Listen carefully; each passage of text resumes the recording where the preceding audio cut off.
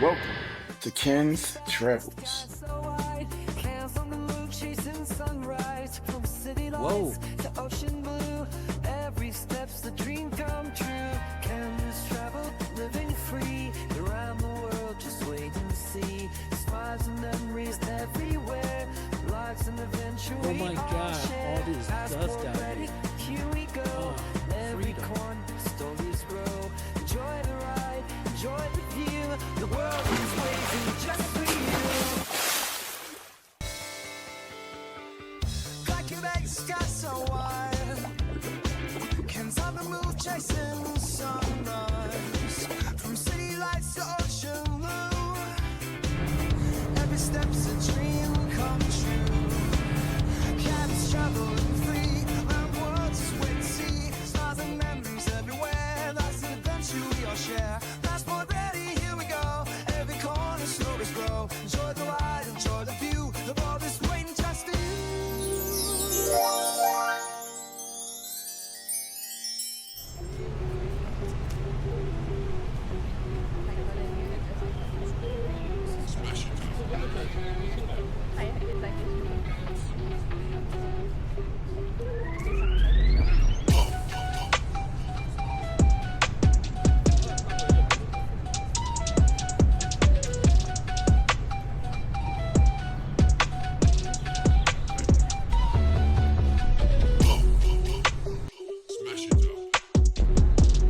The Al Farouk Umar bin Al Khattab Mosque is a stunning architectural landmark and cultural center in Dubai, United Arab Emirates, known for its Ottoman-style design inspired by Istanbul's Blue Mosque.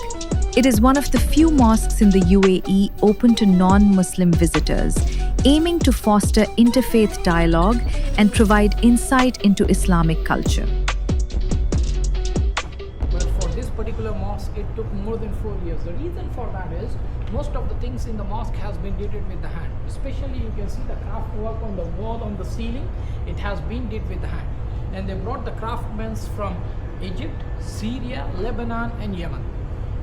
And even the things what is written in Arabic, the calligraphy has been did it with the hand.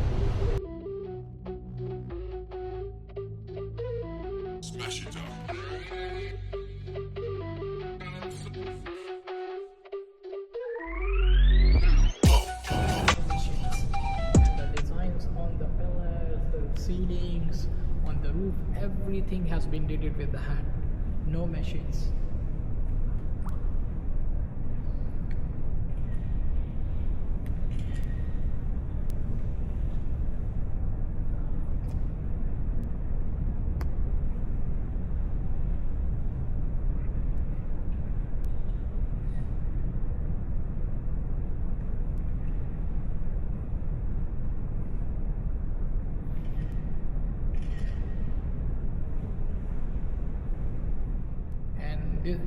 There is only one mosque in the world where it is allowed the men and women to pray together, and that mosque is in Saudi Arabia in Mecca, and that mosque are called as Masjid al-Haram. You can see that black cube building which called as Kaaba, and as per geographically that building has been certified that it is on the middle of the earth.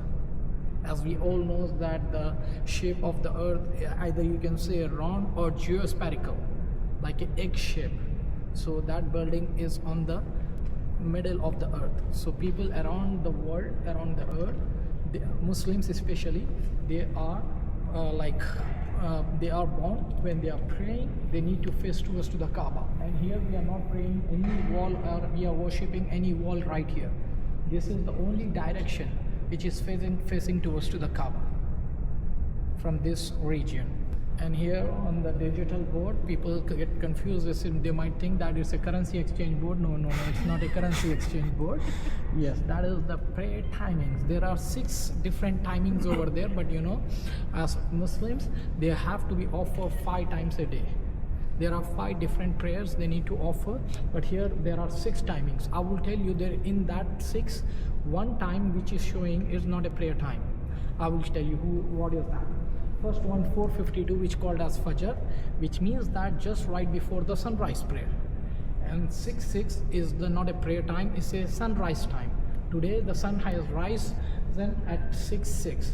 Then 12:13 is the afternoon prayer, which is going to be happen from like next 45 minutes.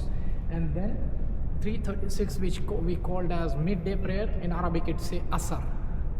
Then the fourth one is 6:14, which we called as maghrib, which is at sunset. And the last one is 7:27, which called as isha, which is at the midnight prayer. Or else you can say that good night prayer as well. So here are the rows where the worshippers, they has to stand and offer the prayer. And this is not something, it's only a marking where the worshipper has to prostrate when the leader of the prayer call Allahu Akbar, which means that Almighty, you are the greatest. This is the position where they need to prostrate, right here. So this is how over here, and in this mosque, the women praying room right at the top. You can see the glasses right there. That is the women prayer hall.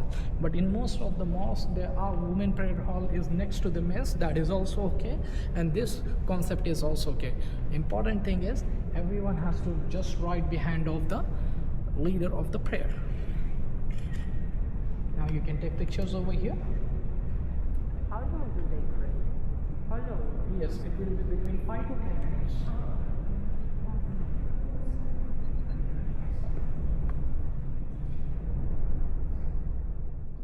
All right, guys. So in this episode, obviously, I want to talk to you about the different things that I did in Dubai, but I also briefly want to touch upon the things that I didn't get to do in Dubai.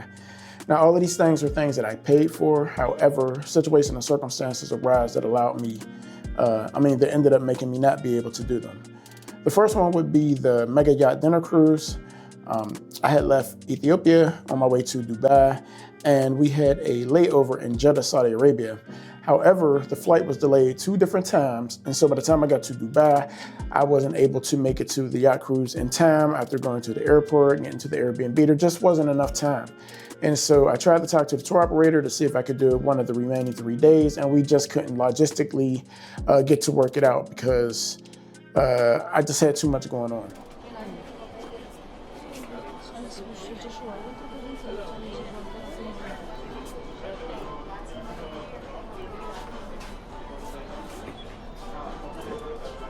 Palm Monorail is a monorail line on the Palm Jumeirah Island in Dubai, United Arab Emirates.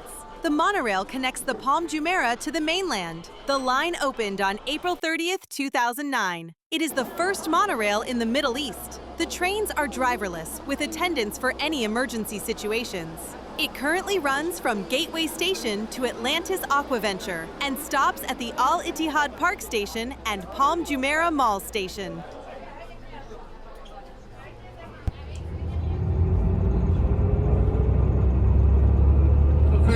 This is how Palm Jumeirah Island looks like.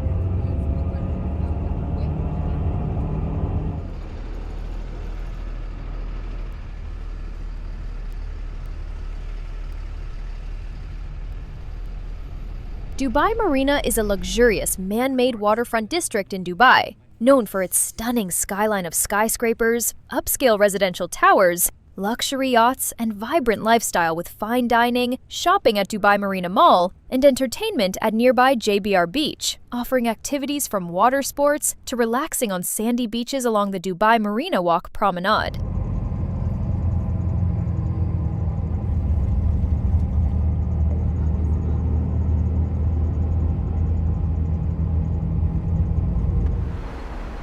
Museum of the Future, Muthaf al-Mustaqbal, is a building located in the financial district of Dubai.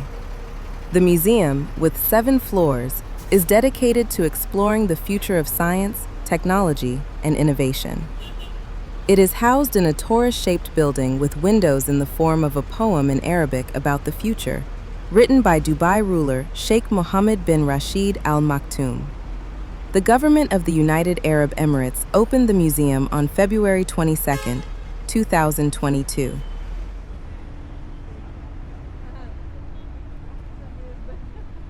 The Dubai Frame is an observatory, museum, and monument in Dubai. It holds the record for the largest frame in the world. The building has a height of 492 feet and a width of 313 feet. The building mainly serves as an observatory, providing views of old Dubai in the north and the newer parts of Dubai in the south. The second thing is the pub crawl. We were supposed to meet at the Hilton Hotel Dubai, and over the course of the 5 hours, we were going to hit up 4 different bars/clubs, and we just was going to drink all night. I've done this a couple times before in Panama as well as Ethiopia, other places, and I've enjoyed the camaraderie of the strangers that you meet as the drinks keep pouring and inhibitions lower, and you end up having a general good time with everybody that's there on the tour.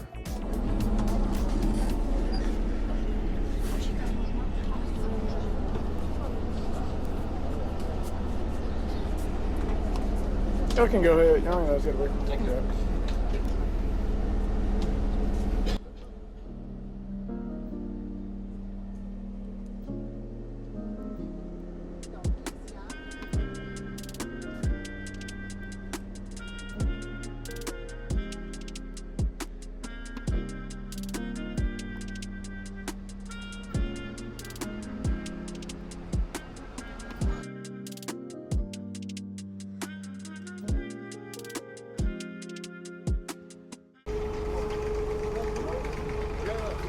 No, stop.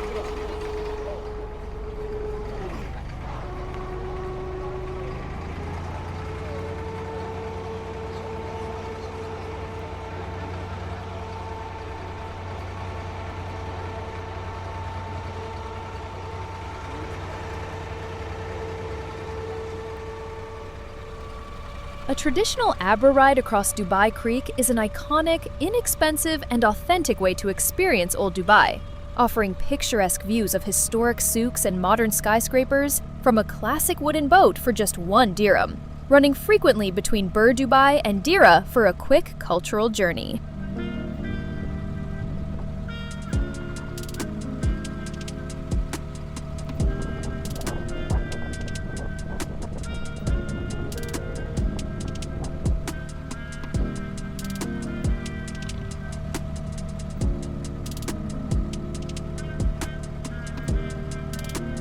Start with the spices, then I will give you the meat.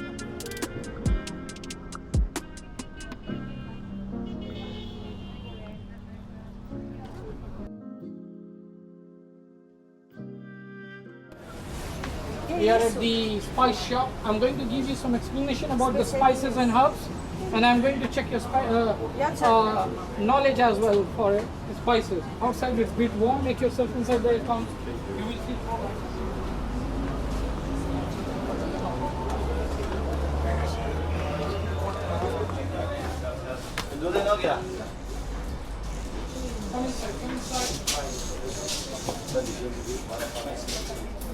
Everyone please have my birthday chocolate. Everyone please have my birthday chocolates. Yes. Because I need all ladies in the front row, gentlemen just right behind. Ladies come closer, ladies, all ladies in the front row. Ladies in the front, even in their 70s, 80s year, they look young, very active, fit because of their diet. And you know friends, they are the only one who can afford to have 3 to 4 wives. We can't imagine. For us, one is killing. The best formula to have a happy life is make sure your wife is happy. Happy wife, happy life. Now, I'm going to give you a step. You need to smell it and you need to tell me what did you smell. Do not say me until I ask you. One by one, I'm going to ask you. There are 2-3 different types of things. First, smell it.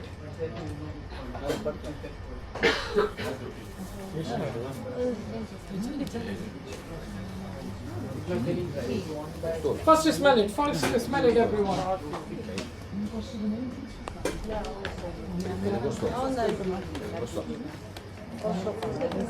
No. That is not the answer. United States. Welcome to Alaska. Do you need saffron? Saffron, I show you here. Come here.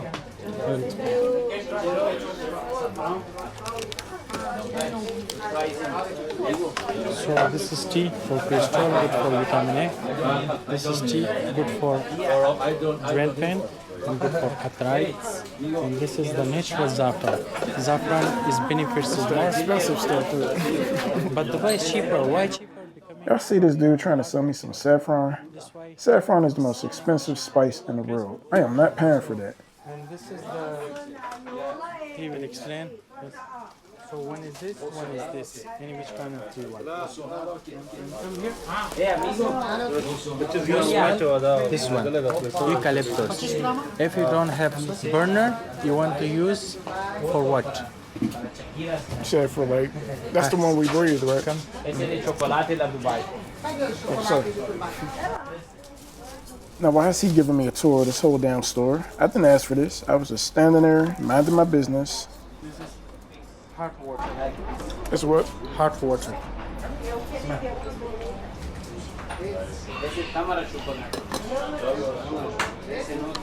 Smell. Good morning. It's like Vicks Vapor Rub. Of course, this is natural. Then this one is for hot water is better. This one is eucalyptus. And saffron is how many grams do you want? This is the cup. This time the first For diabetes tea. This one hibiscus tea for blood pressure, good for hypertension. This is for migraine, good for headache. And this is slimming tea. If you buy your mama, wife, this What's the prices and shit? You see how he completely ignored me when I asked what the price is? I'm on to you, buddy. What's the price? This is by gram. So, I mean, I want to have like a ballpark estimate, see if I want to get it or not. So, tea, this one for blood pressure. This one is for diabetes. And this tea for migraine, for headache. This tea for slimming. And one tea, I have this tea. This is for 20. And this one is good for Crystal, good. This one, 120. 120? You don't have it like... No dollar. Dirham. Dirham. 120 dirham. That's like... Is that like almost $40 or something? No, $32. But you can keep it in your home long time if you don't want this. This is a small one. This is for 5 also here, but not expiring. You can keep it in your home. And what's the price for this? 80 dirham. 80 dirham. 435 bus stop. In which kind of tea? Yes. We have almost more like Look, 23 minutes more. 23 minutes, okay. $21. All right, let me think. Hold on, I'm gonna see these keychains. This is how Kashmiri shawl. This is Kashmiri shawl for women, for ladies. Yeah, I figured If for she a woman. doesn't like the bling bling, this is without bling bling.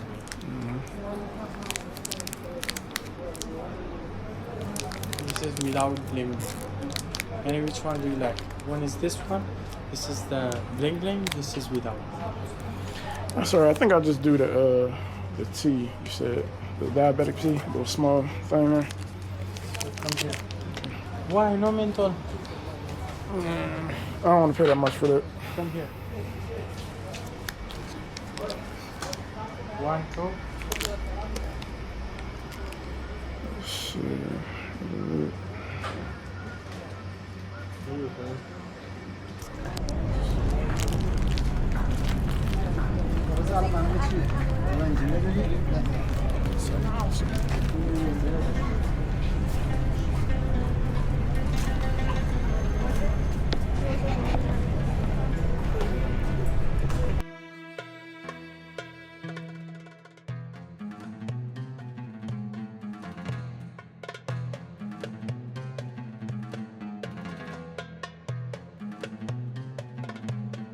So we're on this tour right now to the old Dubai and the old Souks. And I went in there, but you know, like I said, sometimes when I had the cameras and stuff, I feel like I get singled out. And they were trying to sell me like a multitude of different things, and you already know it's like a red flag when people trying to put stuff on the counter or put stuff in your hands, and you ask for the price, and they never want to seem to give you the price. And they're just putting stuff in drawers, and as if I already agreed to getting it. And so I had just decided not to get anything. I don't like people pressuring me or trying to like trick me and be manipulative about pricing and things until like the very end. So I just didn't get anything. If they weren't so aggressive, I might have got something, but because they did that, I just said no and just walked out of the shop. So anytime you're on a trip, don't let nobody pressure you into buying something that you don't want to buy. And it seems like on these trips, you always got to negotiate for everything, for all the different prices. The first price that they give you is not the real price. They're just going to try to overcharge you, think that you're like a stupid tourist. And so either just always negotiate price, or you can always just walk away if you're not comfortable.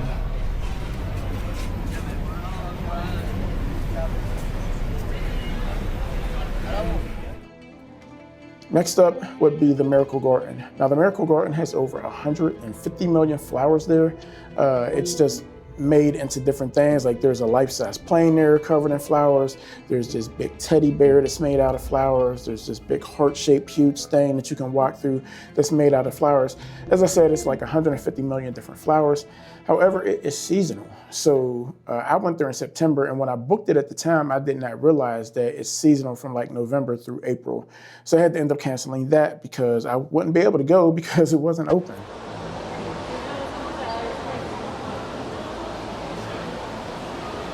Dubai Mall is the largest shopping mall in Dubai. The mall is part of downtown Dubai and is located adjacent to the Burj Khalifa. It includes over 1,200 shops. Dubai Mall was inaugurated on November 4th, 2008, with about 1,000 retailers. In 2011, Dubai Mall was the most visited building in the world, and it attracted over 54 million visitors. Dubai Mall has received a record 105 million visitors in 2023, a jump of over 19% from the previous year, which had 88 million visitors.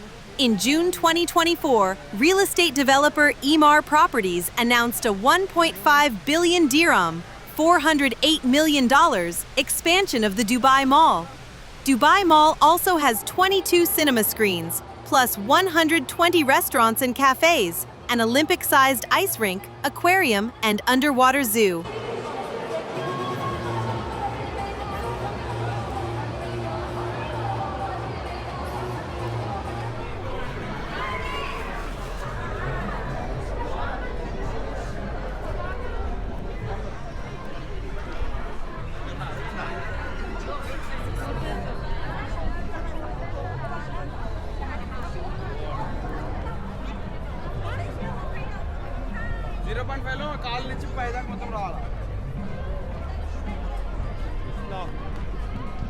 I'm at Dubai Mall. It's our last stop on the tour.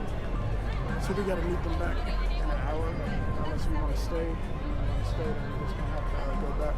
But I think I'm gonna go back. I mean, there's a lot of stuff to do. Stay at the mall.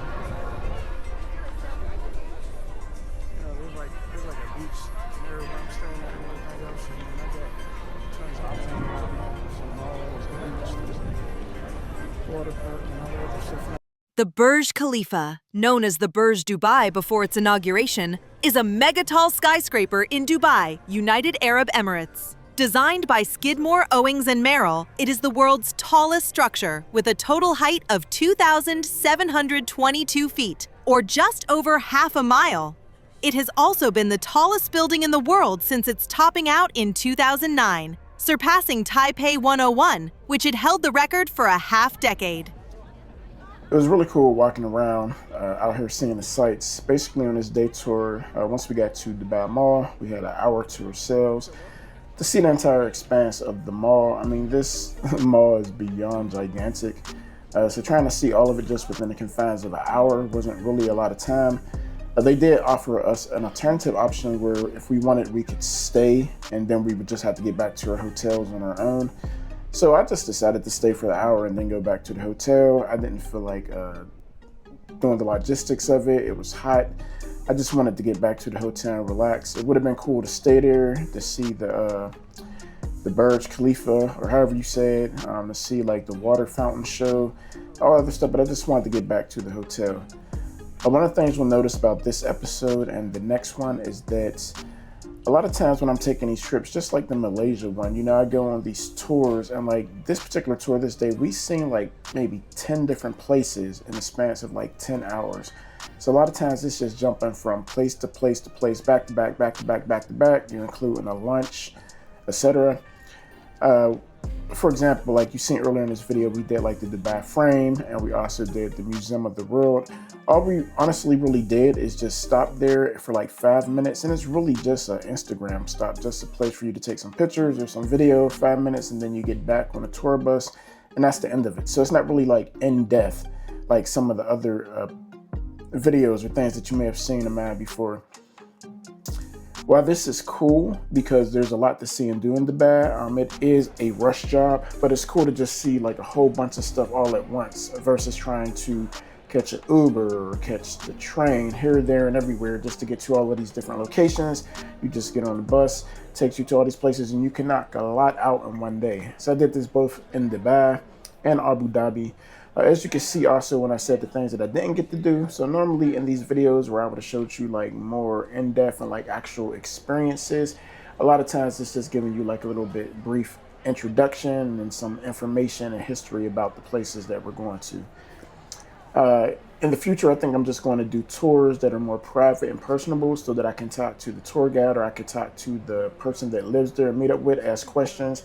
You know, a lot of these trips isn't just for me to do the trips. It's also for you, to give you information if you decide that you want to come and visit this place as well.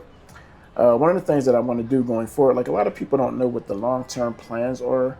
You know, so I started traveling and going to all of these places, but longer term, like I'm currently taking classes right now to be a travel agent.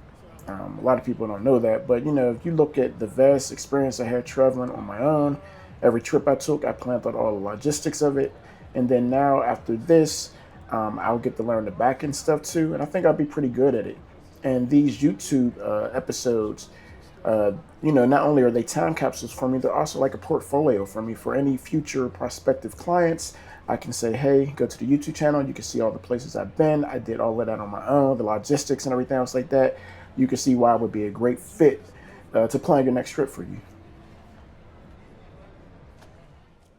On the next episode of Ken's Travels, part 2 of 2, Ken checks into his Airbnb on Palm Jumeirah Island in Dubai, then heads off for a day trip to Abu Dhabi, the capital city of the United Arab Emirates.